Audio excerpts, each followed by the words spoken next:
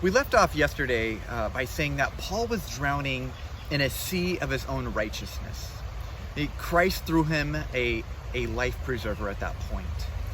See, it was this for the first time that Paul was afloat, and what was amazing is he was afloat without swimming. It was no longer his efforts keeping him afloat, it was the life preserver. See, what now kept him afloat was sustainable. The reason I felt like God was leading us to this specific location is because I think many of us are in need of an internal peace, a stillness, a ceasing from our own efforts in an attempt to prove ourselves or establish our worth. In other words, we can either swim with the current or against the current in life. So let's learn from Paul's secret to staying afloat in a sustainable way. We're going to go back to our main passage in Philippians 3, verses 7 through 10. We're going to focus on verses 7 and 8 today. And once again, I want to encourage you to pay attention to the word know or knowing. This is not an intellectual knowing of Christ, but an experiential knowing. So here's how it reads.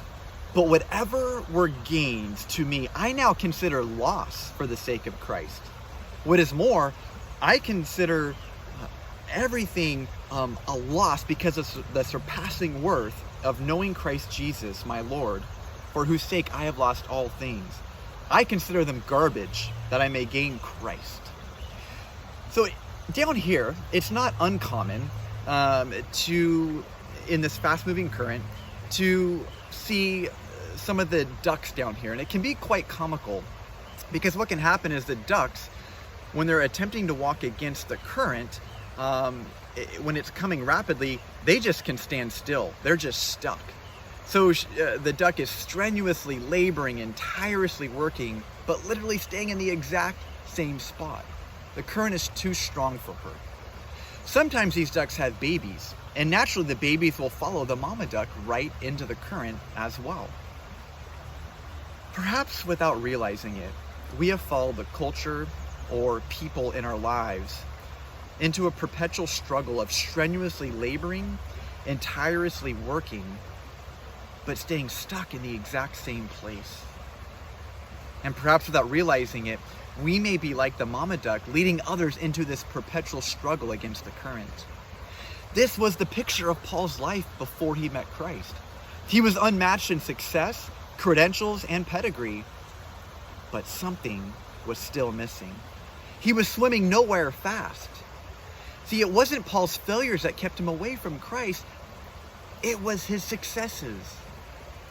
In life, it's often our successes, our unmatched credentials, or the things we excel at that can most easily become the things that we look at to establish our own worth in, and therefore pose the biggest threat in keeping us from knowing Christ in this intimate, experiential way that Paul's talking about here. Paul says, I count all things as loss. I consider them garbage that I may gain Christ. This means that previously it was his gains, the things he succeeded at, which posed the biggest barrier to his truly knowing Christ. Once Christ, Paul's life preserver, came, he was able to swim with so much more energy because he had a whole new motor propelling him.